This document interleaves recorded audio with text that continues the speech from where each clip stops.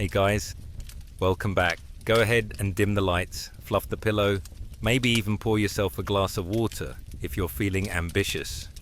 Tonight, we're gonna wander into a world where fire-breathing reptiles casually popped up in scholarly manuscripts, and where the average peasant thought a big lizard could be lurking behind the next hill. Yes, it's time for everyone's favorite medieval bedtime monster, dragons. Now, let's set the tone. When we say, did people in the Middle Ages really believe in dragons? The short answer is yes, and the long answer is, oh, absolutely, but also kind of no, but also very much yes again. It's complicated. Think of it like medieval Facebook conspiracy theories, except instead of worrying about lizard people running the government, they were just worried about actual lizards running around eating their sheep. So, first things first, dragons weren't really invented in the Middle Ages. They've been crawling around human imagination since, well, forever. Ancient Mesopotamians had Tiamat, the Chaos Dragon.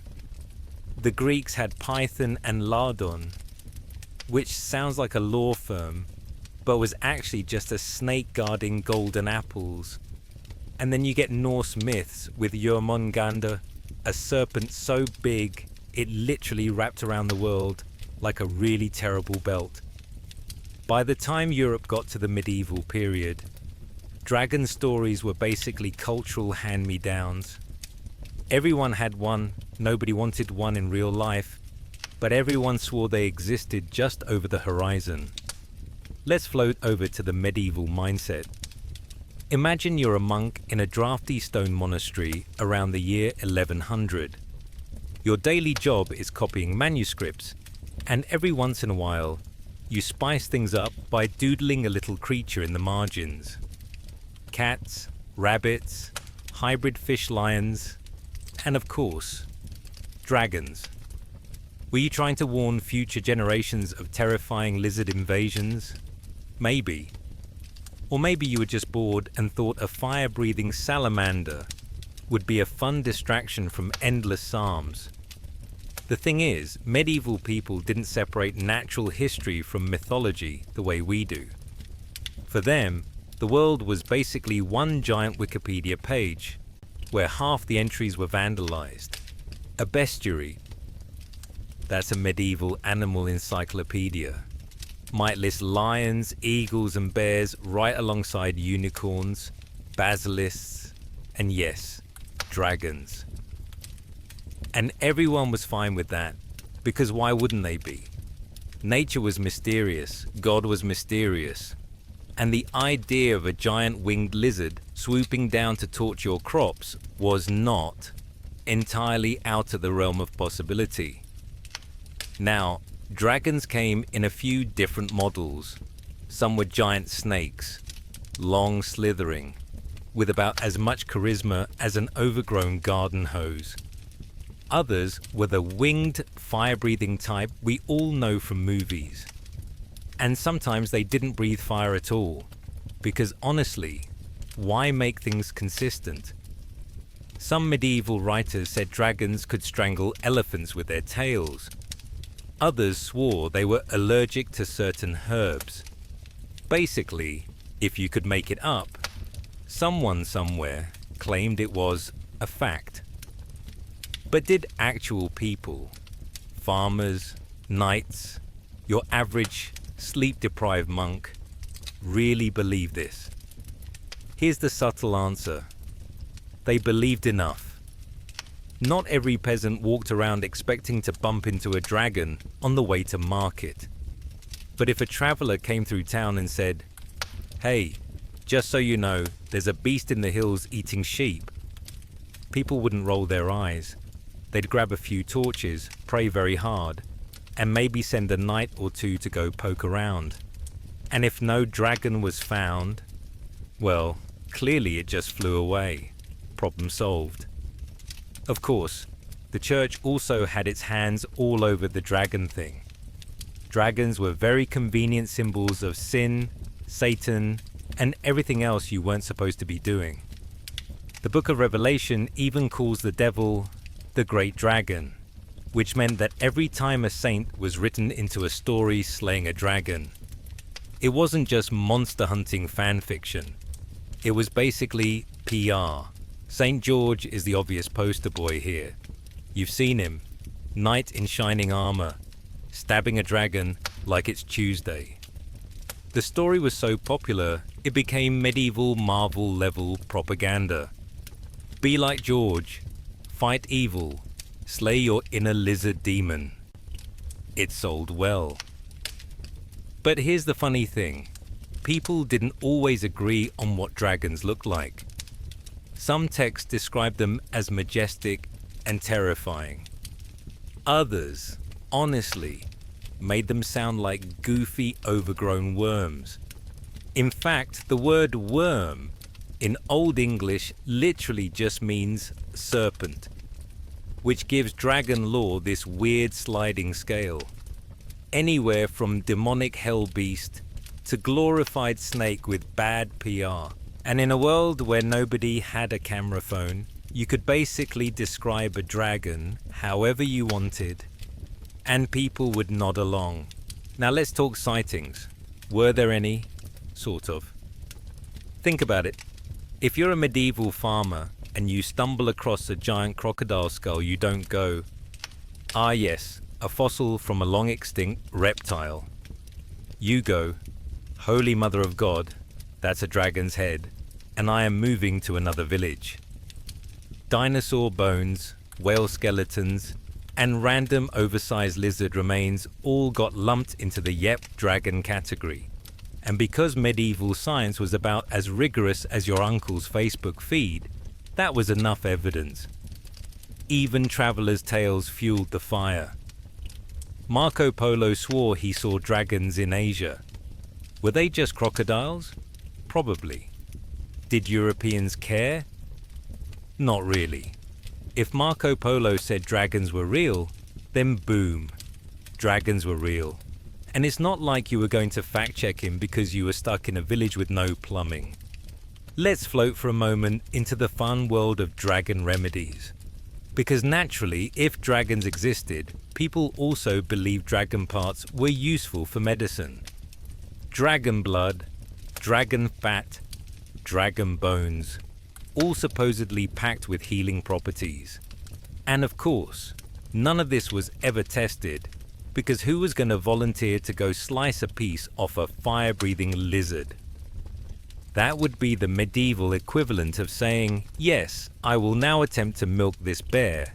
Wish me luck."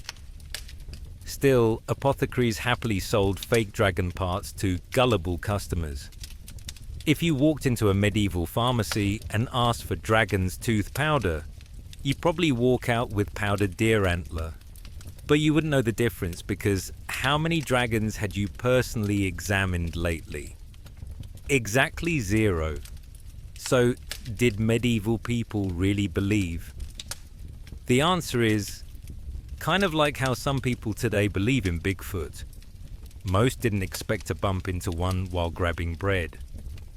But enough people thought it was plausible, and enough official books and sermons said it was true, that dragons slithered into the general worldview without much resistance. And besides, believing in dragons helped explain the unexplainable. Why did the crops fail? Dragon nearby. Why did your neighbor disappear on the road? Dragon ate him. Why did your cow stop giving milk? Definitely a dragon curse. It was neat, tidy, and honestly more fun than blaming boring old weather or disease. Alright, let's gently glide into the next idea. Because if dragons were so firmly lodged in the medieval imagination, they also left their footprints, metaphorical ones, not actual, in art, literature, and even politics. And oh boy, some of those dragon paintings are questionable at best. But let's take a breath here. We've wandered through monasteries, peeked into bestiaries, and politely nodded at Marco Polo. In part 2, we'll settle in with dragon symbolism in medieval art, saints stabbing reptiles for glory, and the surprisingly awkward attempts to make dragons sound academic. So, where were we? Ah yes, dragons, floating around in medieval imaginations like the world's worst therapy animals. If you thought people just believed in dragons because they were scared of big reptiles, think again. Dragons had jobs. They weren't just oversized lizards. They were walking, fire-breathing metaphors. And nowhere is this clearer than in medieval art. If you walk into a cathedral built in, say, the 12th or 13th century, chances are you'll spot some monster carved into the stone. Gargoyles, grotesques, little squished demons, and, inevitably, a dragon or two. Because why not decorate your holy place with nightmare reptiles? It kept the congregation awake, if nothing else. Now, the church absolutely loved dragons as symbols. They were tailor-made villains. In sermons, a dragon was sin. A dragon was the devil. A dragon was, conveniently, whatever vice you were struggling with that week. Preachers could point at a carving and say, "See that? That's pride, or lust, or gluttony, or maybe all three rolled into one scaly package." It was the medieval version of a PowerPoint slide, just a little more terrifying. The most famous of these, of course, is St. George. He gets top billing, but he wasn't the only dragon slayer on the circuit. There was St. Margaret, who apparently got swallowed by a dragon, prayed very hard, and then burst out of its stomach completely unharmed. Because sure, that happens. Then you've got Michael the Archangel, casually stomping on Satan as dragon, like it's his side hustle.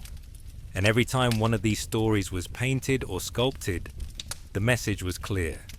Don't worry, evil might look scary, but it can be poked with a lance and managed just fine. Now, you might be thinking, did these people really believe Margaret actually got eaten by a dragon? The answer is a sleepy shrug, probably not literally. But believing it as a metaphor, absolutely. And in a world where literal and metaphorical truth were constantly smudged together. That was enough. Art didn't always make dragons look terrifying though. Some look, honestly, kind of silly. Go flip through a medieval manuscript and you'll find dragons that resemble long-necked dogs, or chickens with anxiety, or just blobs with wings attached in whatever place the artist thought looked balanced. These poor creatures weren't scary, they were doodles gone wrong. But people copied them, spread them around, and suddenly these half-baked doodles were treated as accurate depictions of real monsters. And speaking of manuscripts, the bestiaries. Those animal encyclopedias I mentioned earlier, they're absolute gold mines for dragon content. A bestiary might describe a lion in one paragraph, then casually move on to dragons, as if saying, yes, here is the king of beasts, and right after that, a giant snake that breathes fire. No big deal. Sometimes they added helpful notes like, dragons are afraid of elephants, but only if the elephant steps on them. Which is both specific and unhelpful, unless you happen to be a zookeeper in 12th century Paris. Bestiaries also loved to moralize. Every entry had a little sermon attached. So you'd get, the lion represents Christ because of its noble qualities. And then, the dragon represents Satan because of its terrible stench. Which, I have to say, is a little unfair. As far as we know, dragons weren't actually smelly. But in medieval storytelling, accuracy wasn't really the point. Accuracy wasn't really the point. Now, one fun twist. dragons also crept into heraldry. Knights loved slapping dragons on their shields and banners. Sometimes it was to look scary. Sometimes it was to say, "Yes, I too am brave like St. George." The Welsh flag still has a dragon, a proud red one, snarling across a green and white field. The story goes that the red dragons symbolized the Britons, fighting against the invading Saxons, who got stuck with a boring white dragon instead. Spoiler: the red dragon won, at least in the mythology. Let's take a slow breath and think about this. You've got dragons painted on church walls, carved into cathedrals, scribbled in books, plastered on flags, told in sermons, and celebrated in saintly legends. At this point, it didn't really matter if anyone had ever seen one. They were part of the culture. They were real in the way that, say, superheroes are real for us today.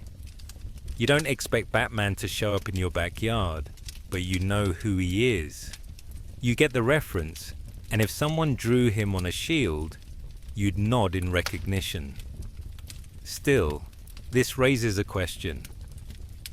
If dragons were everywhere, did anyone try to explain them scientifically? The answer is yes, in the very special medieval sense of scientific, which usually means confidently making things up, citing Aristotle and sprinkling in a Bible verse for good measure.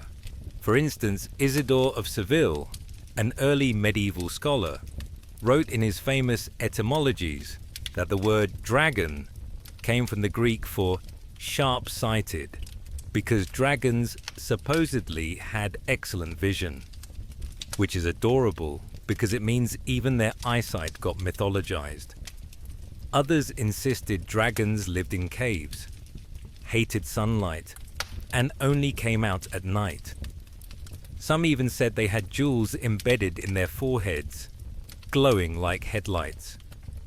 Which is great, because nothing makes a giant carnivorous reptile less terrifying than also giving it a built-in disco ball.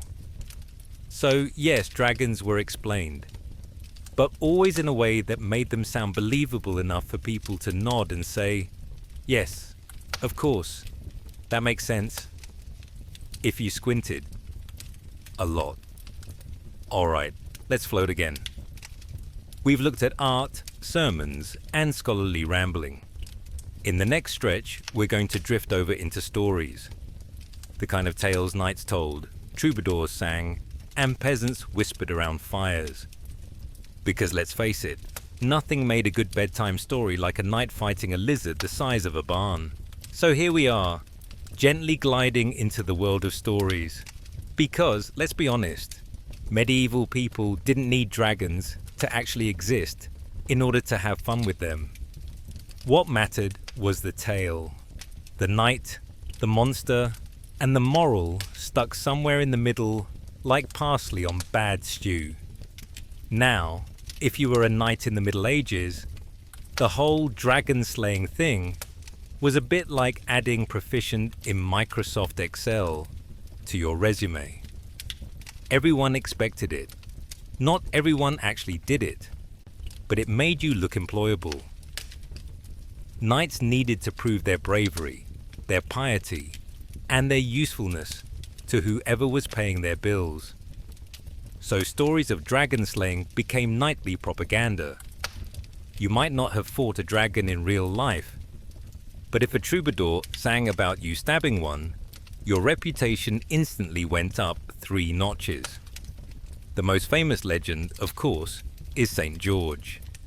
But he wasn't exactly the only knight with a reptile problem. Medieval Europe was crawling with localized dragon legends. Pretty much every town with a suspicious-looking earl or a big swamp claimed, at one point or another, "Oh yes, that's where the dragon lives." And then someone brave, usually a knight, occasionally a saint, went off to deal with it. Spoiler: the dragon always died, usually in the most dramatic way possible. Take the story of the Dragon of Wawel in Poland. Supposedly, this dragon set up shop under Wawel Hill near Krakow and started terrorizing the countryside. It ate livestock, it ate people, and it was generally a terrible neighbor. Finally, a clever shoemaker stuffed a sheep full of sulfur, fed it to the dragon, and the beast exploded. That's right, dragon slaying, medieval edition, sheep bombs. Knights with swords were optional. Then you've got the legend of the Lambton Worm in England. A young man named John Lambton skipped church one Sunday, already off to a bad start, and went fishing instead. He caught a strange worm-like creature, tossed it into a well, and went off to war. Years later, the worm had grown into a dragon-sized monster terrorizing the countryside. Because, of course it had. Eventually John came back, put on a spiky suit of armor, and wrestled the beast until it died. And then, plot twist, he was cursed for 7 generations because he hadn't listened to a local witch's instructions. Moral of the story, don't skip church, don't anger witches, and definitely don't throw weird fish things into wells. Stories like these were less about zoology and more about community branding. Your village was more interesting if it had a dragon legend. Think of it as medieval marketing. Come visit scenic Krakow, home of exploding dragon sheep. It gave the place character, and if you were really lucky, maybe even a pilgrimage site. Of course, some legends have got downright surreal.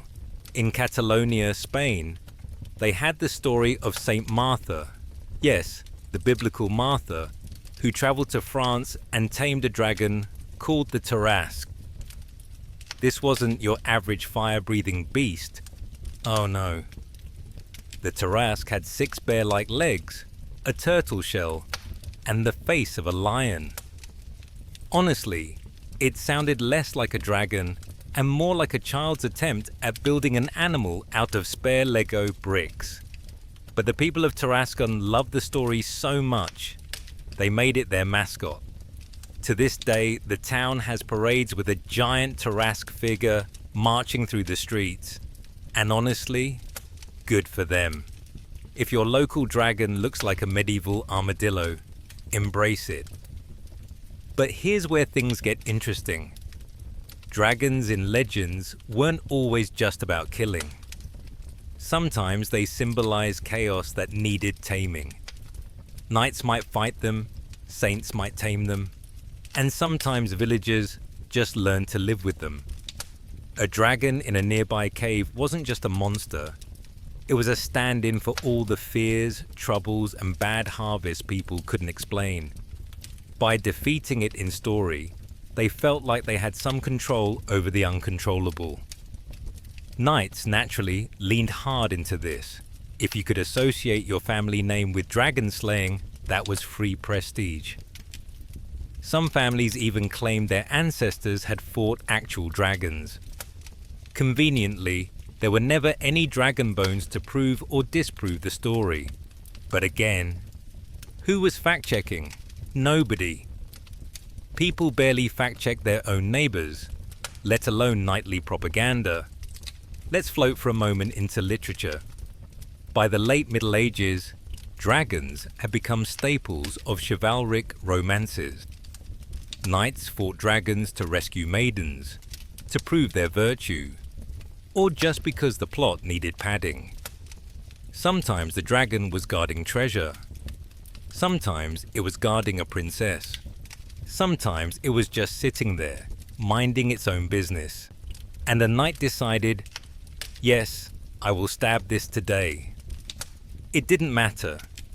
Dragons were a knightly rite of passage. One famous example is in the Song of Roland. Roland doesn't actually fight a dragon, but later versions of the tale threw in monsters. because apparently fighting Saracens wasn't dramatic enough.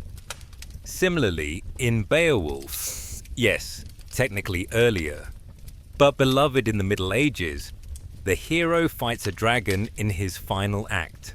Spoiler, it kills him, which is a rare case of the dragon actually winning. The message? Even the strongest warriors eventually meet their match. Sleep tight with that thought. But again, the storytelling style mattered more than zoological plausibility. No one asked, wait, how big was the dragon exactly? How much does it weigh? Could it really breathe fire without igniting itself? Those weren't medieval concerns. Dragons were narrative tools, big, scaly plot devices, and occasionally cautionary tales about pride, sin, or the dangers of throwing strange worms into wells. And here's a fun side note.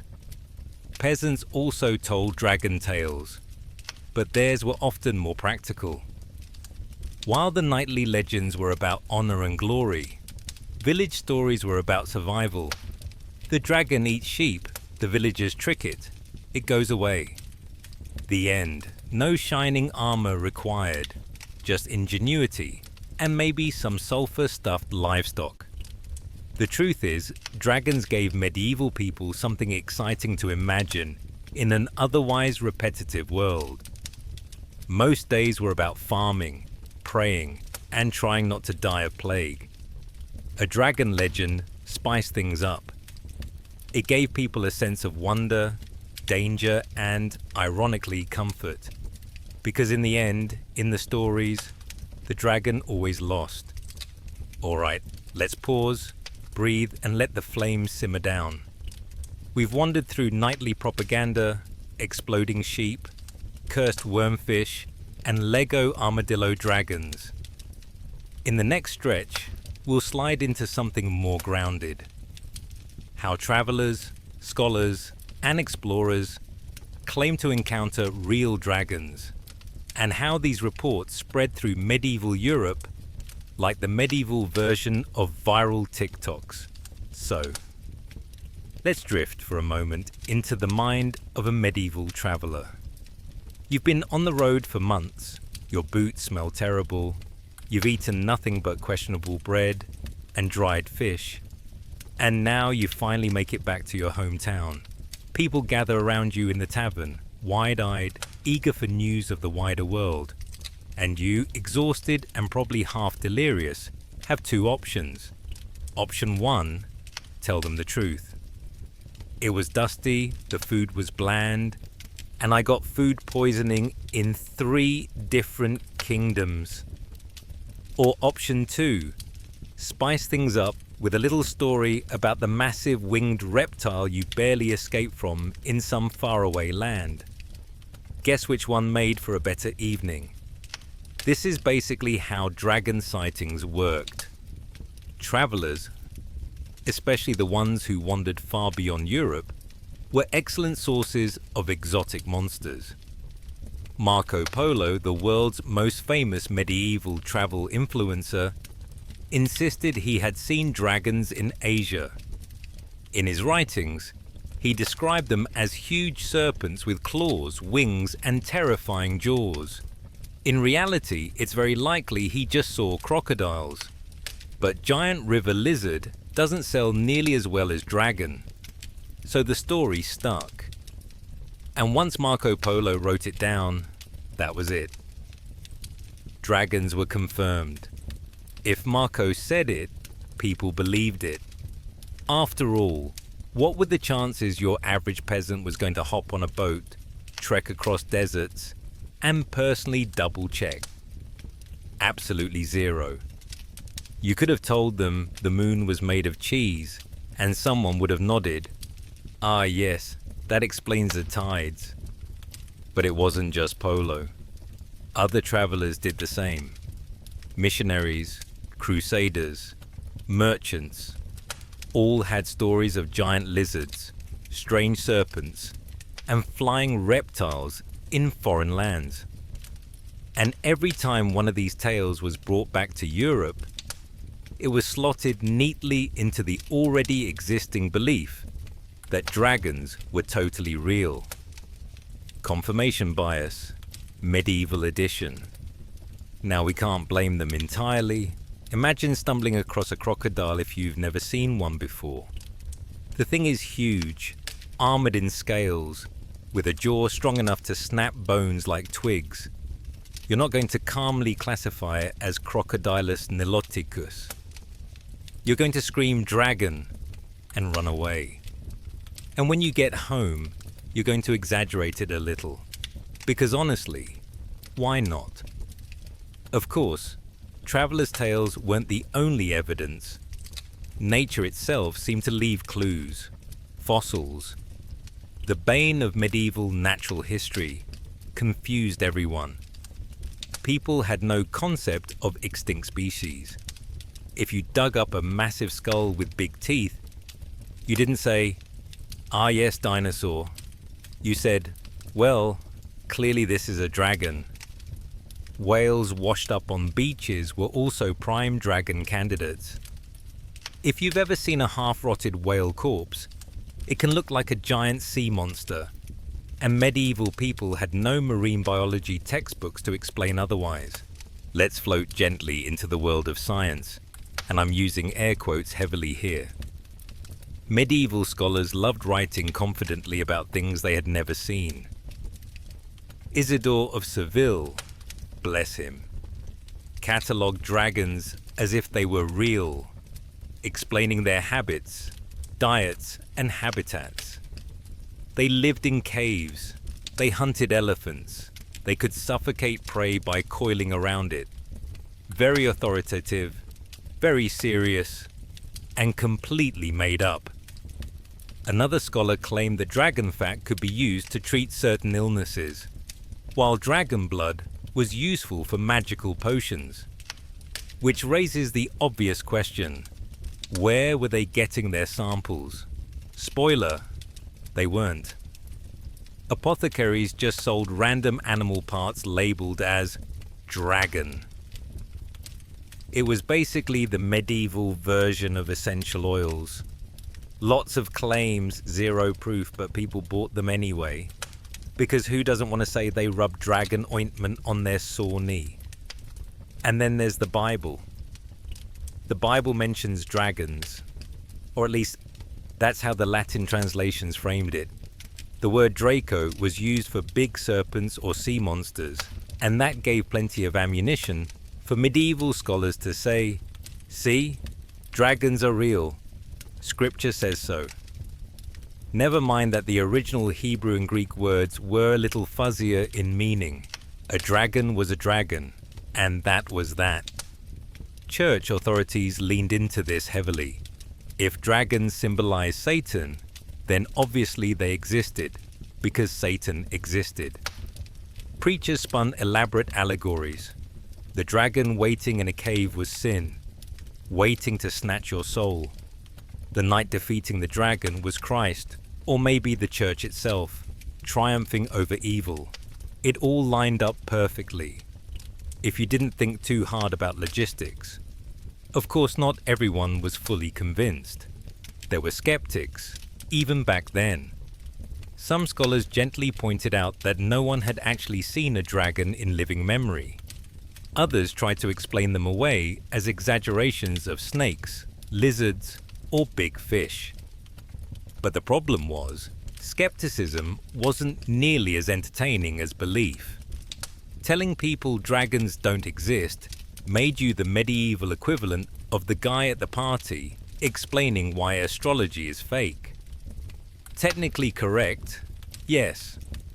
Popular, not at all. So the belief persisted, floating in this half space between reality and imagination.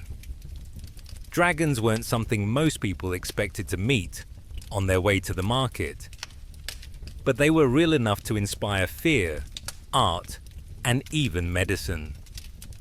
They filled a cultural niche, the big scary monster you never had to prove, but always had to respect. Let's pause for a sleepy moment and picture it.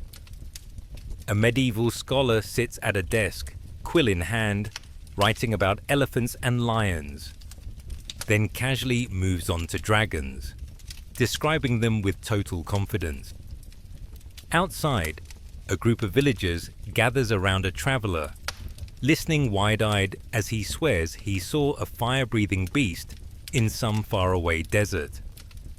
And in the apothecary, someone pays a week's wages for powdered dragon bone, which is almost certainly just ground up cow. None of them questioned it too much, because in their world, dragons fit. Alright, let's let that thought settle in. We've strolled through travelers' tales, fossils mistaken for monsters, scholars making things up with straight faces, and the church nodding along. In the next part, we'll drift into how dragons weren't just European obsessions, but showed up in Asia, the Middle East, and beyond, shaping global imaginations in some fascinatingly different ways. So let's take a slow, quiet journey across the map. Imagine rolling up that old parchment globe, tracing your finger from the castles and chapels of Europe to the vast lands of Asia. Somewhere along that invisible border, dragons change. They stop being terrifying monsters of chaos and instead become wise, powerful, even protective beings. In Europe, dragons were villains.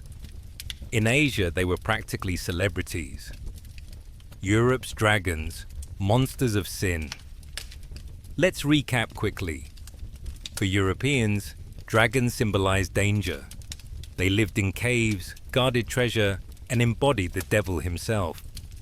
They were enemies to be slain, problems to be solved. A dragon meant death, destruction, fire, famine. Knights didn't befriend dragons. They killed them, preferably in front of a cheering crowd. The stories always followed the same arc. Dragon terrorizes village. Brave knight steps up. Epic showdown ensues. Dragon dies. Knight wins. Everybody cheers. That formula gave Europe its most famous dragon slayer tales, from St. George skewering his scaly foe, to Beowulf fighting the fire-breathing beast at the end of his epic. Dragons were always the final boss, the ultimate test of courage and faith. Asia's dragons, guardians of nature. Now drift east and the vibe completely shifts. In China, dragons were revered as celestial beings. Not monsters, but divine forces tied to rivers, rainfall, storms, and prosperity. Far from hoarding gold in caves, they brought water to parched fields. They were symbols of power and authority. So much so that only the emperor was allowed to wear the dragon emblem on his robes. Chinese dragons didn't breathe fire. They commanded the rain. They didn't lurk in caves, but soared through clouds and rivers.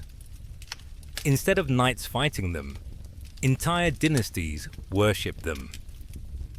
Over in Japan, dragons took on a similar watery, serpentine form, often connected with Shinto shrines and Buddhist temples.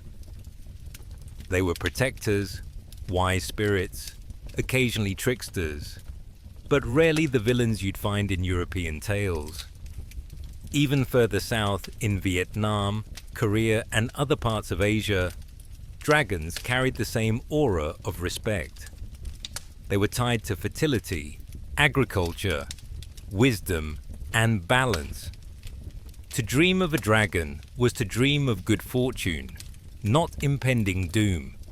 Two cultures, one symbol. So how did one creature develop such opposite reputations? Part of it comes down to environment. Europe had more snakes and crocodiles, creatures that genuinely scared people and could inspire dragon-like myths. Asia, meanwhile, drew its dragon inspiration from rivers, storms, and natural cycles. The West feared the beast. The East embraced the spirit. Another piece of the puzzle lies in worldview. In Christian Europe, the world was divided into good versus evil. Dragons slid neatly into the evil column. In Asia, especially under Taoist and Buddhist influence, dragons symbolize balance, yin and yang, water and fire, heaven and earth. They weren't enemies, they were forces to be respected. It's fascinating. The same basic image, a long, scaly reptilian creature, became either a nightmare or a blessing, depending on the culture. When East meets West. Now here's where it gets interesting.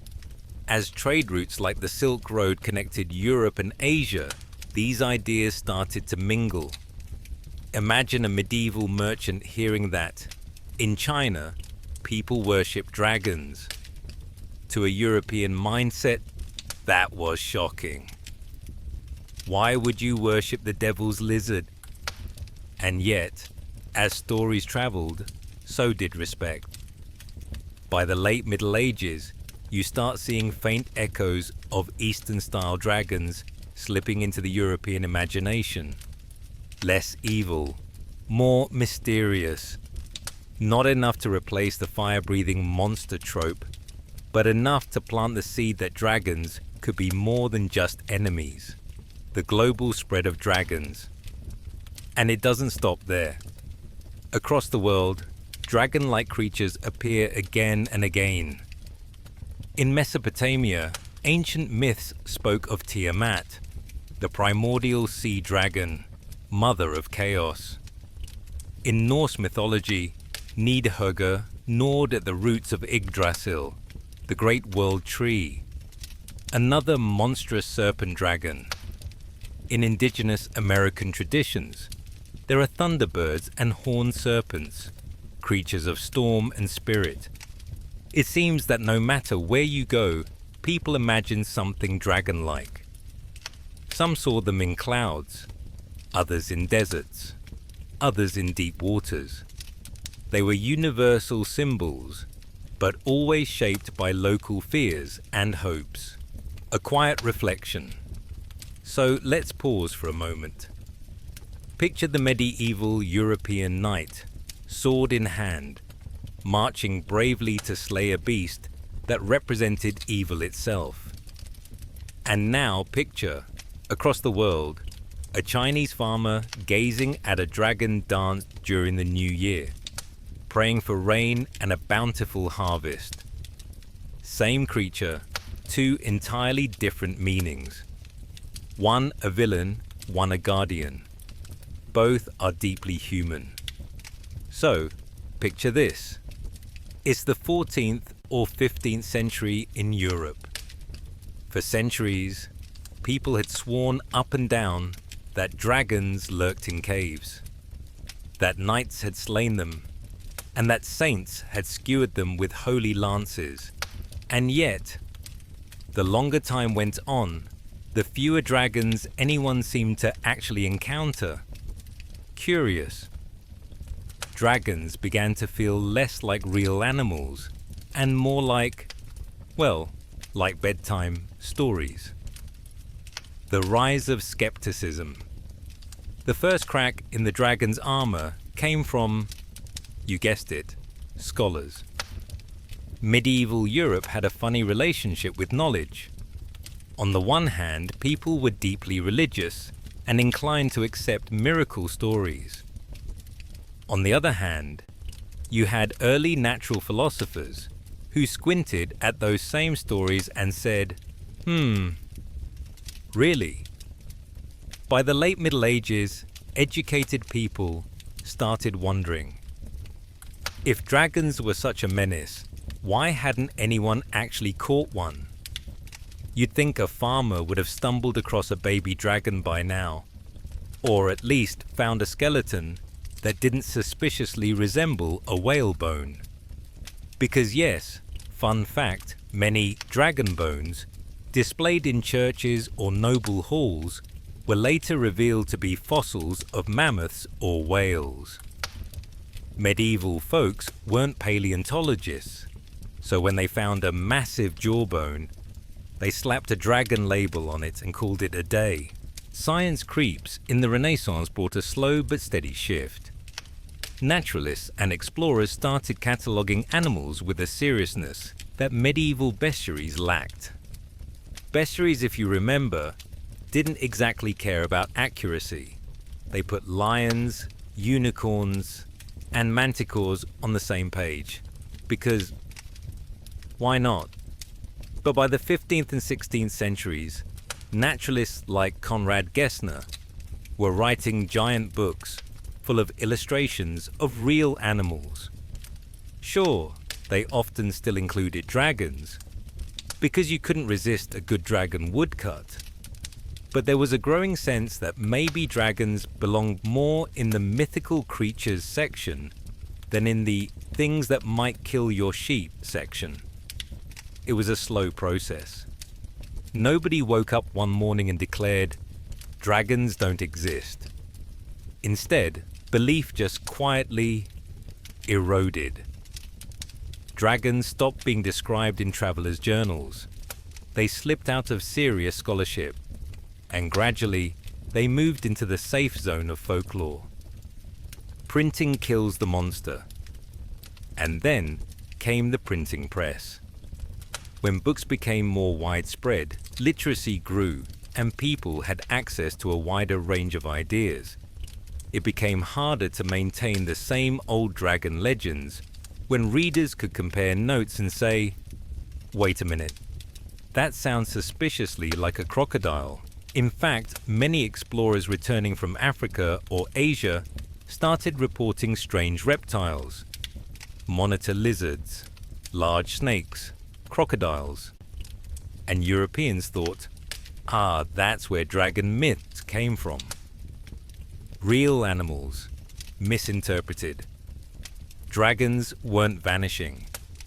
They were being reclassified, from fear to symbol. By the late medieval and Renaissance periods, dragons had firmly slid into the role of metaphor rather than menace. Artists still painted them, but now mostly in allegories. The dragon as sin, the dragon as greed, the dragon as chaos defeated by Christian virtue. St. George, of course, remained wildly popular, but his dragon looked less like a believable beast and more like a prop, a symbol, almost cartoonish. The scarier the sermon wanted to be, the bigger the dragon. But nobody was checking under their bed for scales anymore, the last holdouts. Of course, there were always pockets of belief. Rural villages, far from scholarly centers, kept dragon stories alive. Folklore has a stubborn way of outlasting science. Even as late as the 17th century, you'll find the odd pamphlet reporting a dragon sighting in some remote countryside, usually accompanied by a lot of hand-waving, vague descriptions, and, suspiciously, no body to show for it. But for the most part, dragons were drifting away from natural history and into cultural memory. They'd become less like lions and more like fairies. Things you told stories about, not things you expected to bump into. A gentle irony. And isn't it funny? In the early Middle Ages, dragons were deadly serious. Entire sermons warned about them. Knights built their reputations on slaying them. Saints had statues dedicated to their dragon jewels. By the end of the period, dragons were basically mascots. Great for festivals, pageants, and the occasional woodcut. Not so great for terrorizing villages anymore. The dragon had lost its teeth, metaphorically and literally. a quiet fade out. So as Europe edged closer to the modern era, the dragon didn't vanish overnight.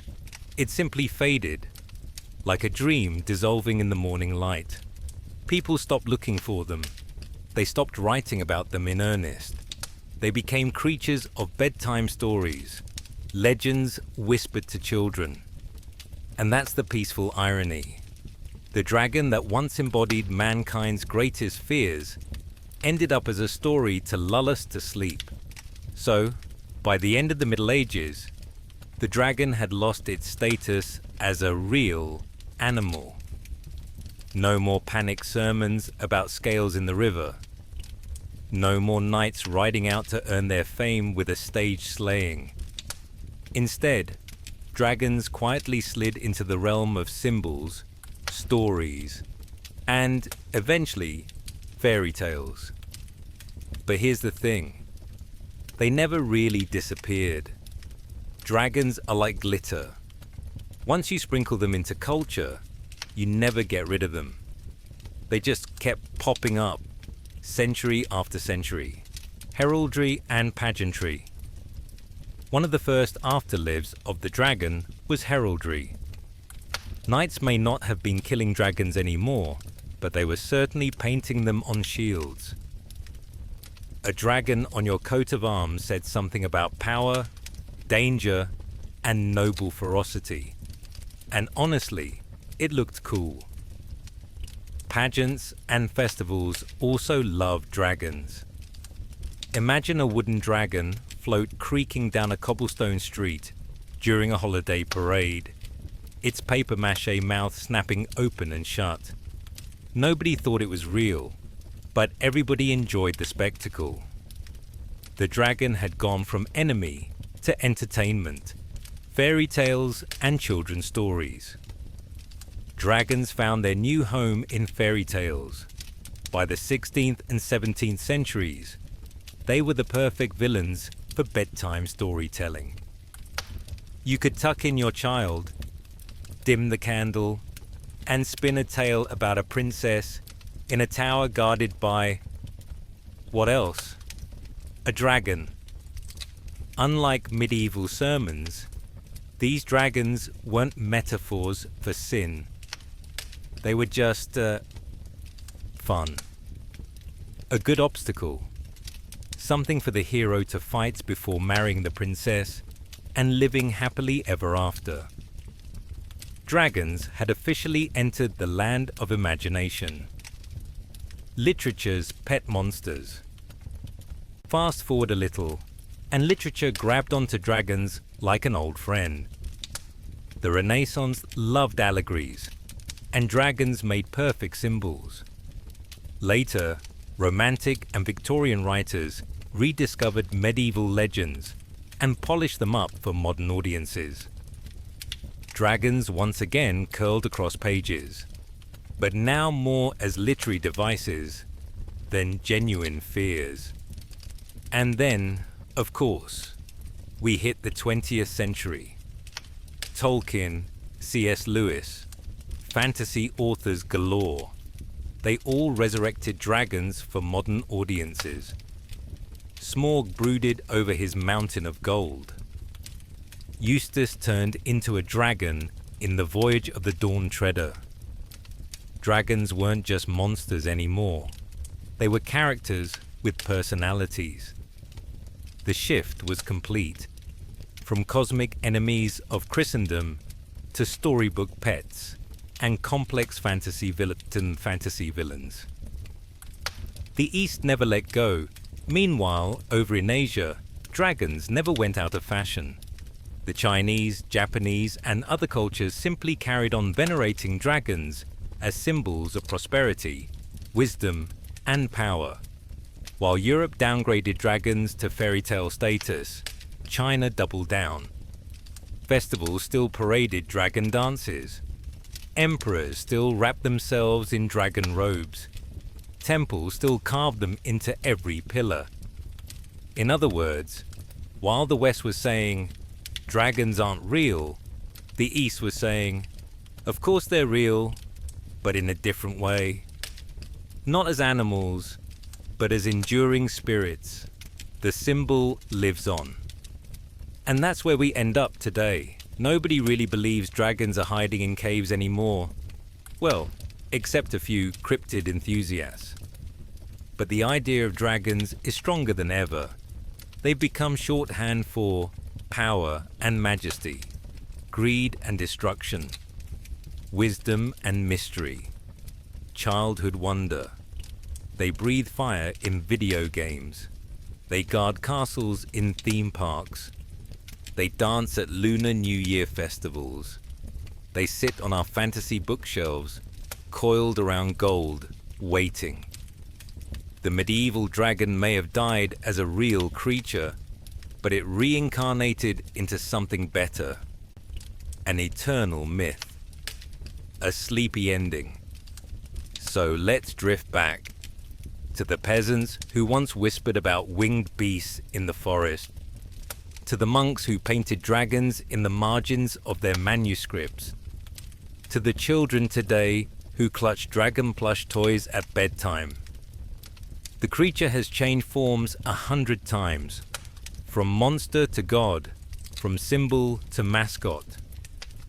But it never left us. And maybe that's why the question, did people in the Middle Ages really believe in dragons, is both simple and complicated. Yes, they did. But even when they stopped, the dragon carried on. Because dragons don't really die. They just molt into new shapes, slither into new stories, and curl up in our imagination, waiting for us to dream again. So close your eyes. Picture a dragon.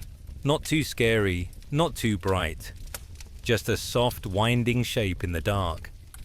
A reminder that even our fears can turn into something comforting over time.